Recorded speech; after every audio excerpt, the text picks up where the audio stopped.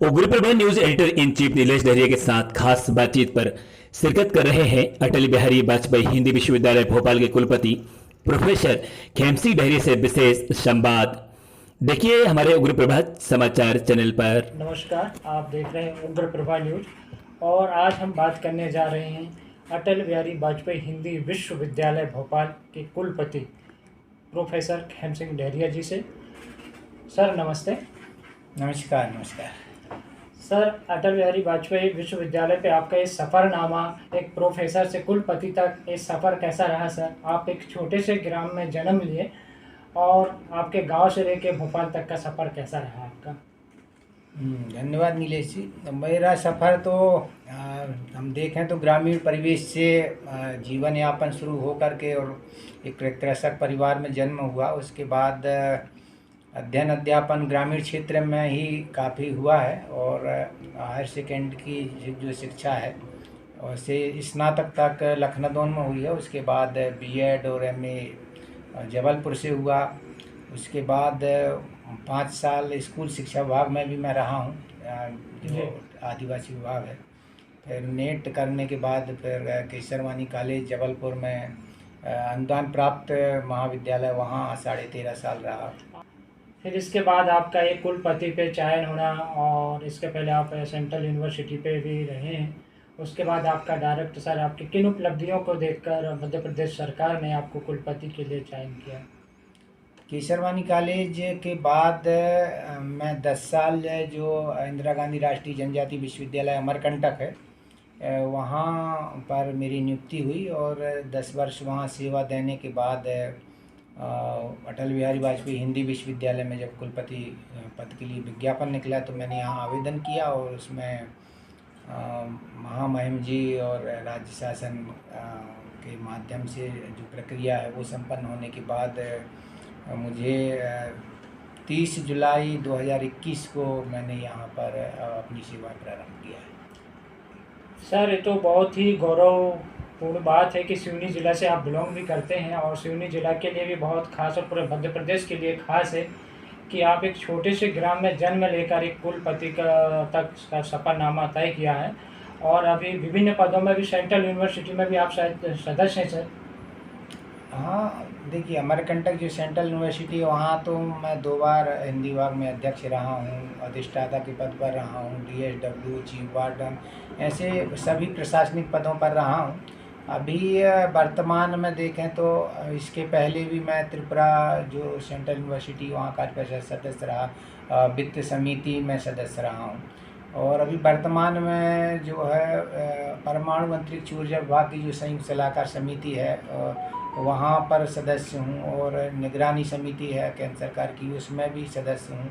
ऐसे बड़े बड़े काफ़ी जो महत्वपूर्ण जो दायित्व हैं शासन स्तर पर केंद्र और राज्य सरकारों के, सब में लगभग मेरी सदस्यता रही है और कहीं ना कहीं एनसीईआरटी में सदस्य हूँ मैं। तो ऐसे दायित्वों में लगातार कहीं ना कहीं निर्वहन लगातार चल रहा है।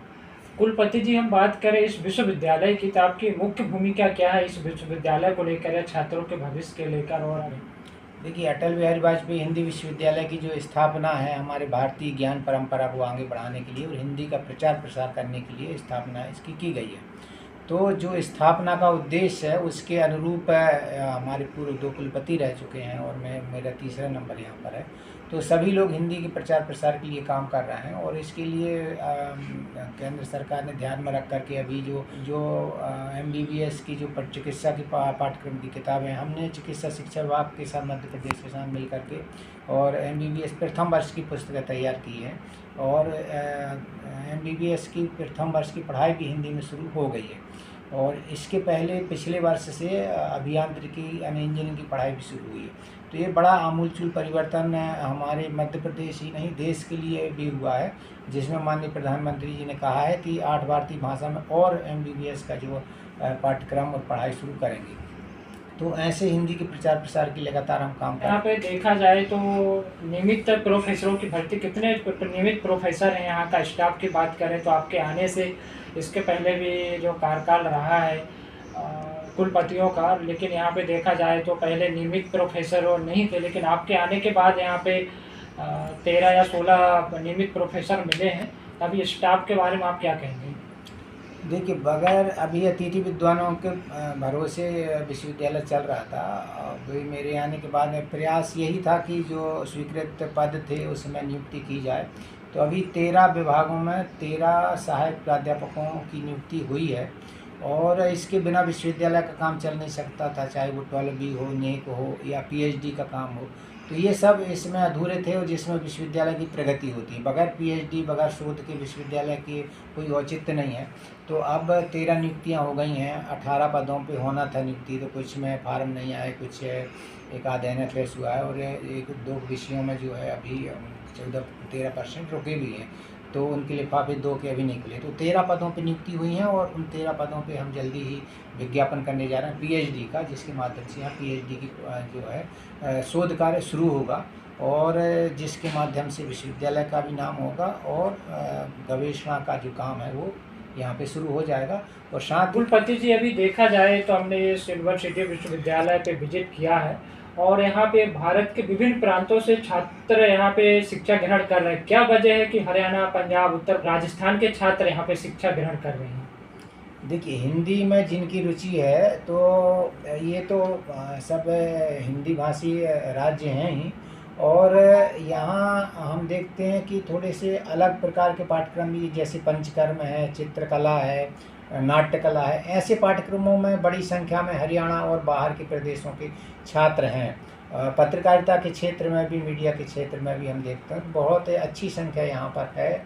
और इन विभागों में 4-5 विभाग के जो नाम बता रहा हूँ उसमें 100% जो है प्लेसमेंट भी है। मुंबई में जाके लोग काम कर रहे हैं और बड़े बड़े शहरों में काम कर रहे हैं। तो यही उपलब्धि है कि हिंदी के माध्यम से वो उनको पढ़ाई करने का अवसर भी मिल रहा है और 3-4 विभाग हमारे यहाँ बहुत ही समृद्ध हैं। यहाँ अभी कितने पाठ्यक्रम संचालित हो रहे हैं? यहाँ 28 विभाग हैं जिसमें 28 पाठ्यक्रम चालू हैं। उसी के साथ साथ हमारे जो अध्ययन केंद्र भी चलते हैं। 156 अध्ययन केंद्रों के माध्यम से 37 पत्रोपाधि और स्नातकोत्तर पत्रोपाधि पाठ्यक्रम चल रही है। अब शोध कार्य यहाँ से प्रारंभ होने वाला है, तो ये कब तक के शोध कार्य यहाँ से पीएचडी के लिए भी कार्य शुरू होगा शिक्षण का? देखिए, 11 विषयों में तो हम अभी 2-3 महीने के अंदर विज्ञापन कर देंगे, जिसके माध्यम से टेस्ट होगा और कुछ 50% नेट JRF से और 50% जो है प्रवेश परीक्षा के माध्यम से यहाँ शोधार्थी आएंगे। और 3-4 महीने के अंदर ही हम जो है पीएचडी का जो है वो शुरू कर देंगे, जिससे शोधार्थी आकर के यहाँ पे। और हम एक और बात है कि हॉस्टल भी शुरू करने जा रहे हैं जुलाई से, जिसके माध्यम से बाहर के जो छात्र हैं उनको असुविधा ना हो और शोध छात्र भी यहाँ रह सकें। और जहाँ ज़रूरत पड़ रही तो हम बस भी यहाँ, जहाँ से बच्चे को बस नहीं मिल पा रही तो बस की भी सुविधा यहाँ पे हम करके रखे हैं। और एक बस नगर निगम की भी चल रही है। तो ऐसी सुविधाएं जितनी हो सक रही विश्वविद्यालय कर रहा है। तो शोधार्थियों के लिए, जो नए विद्यार्थी आएंगे, उनको क्या क्या फैसिलिटी उपलब्ध रहेगी? देखिए, उनके लिए नेट जो रहते JRF रहते हैं, तो उनको तो शासन स्तर पर शासन से या अन्य संस्थाओं से छात्रवृत्ति मिलती है।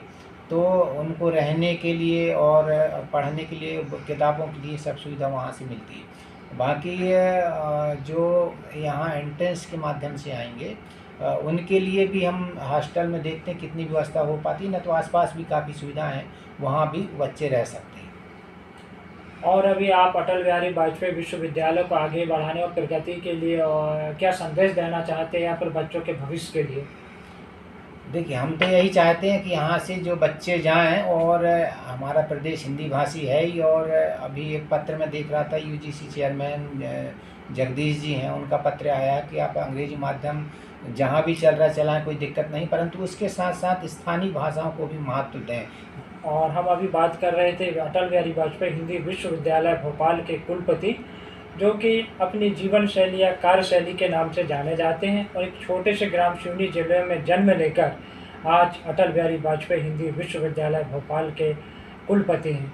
उनके कार्यकाल में देखा जाए तो अभी 13 सहायक प्राध्यापकों की नियुक्ति हुई है और यहाँ पे बस सुविधा और पीएचडी का शोध कार्य के लिए अभी 2 से 3 महीने में प्रारंभ किया जाएगा। और मैं सर से कहूँगा कि और कुछ संदेश देना चाहेंगे उग्र प्रभा न्यूज़ की टीम के माध्यम से, तो संदेश दे सकते हैं।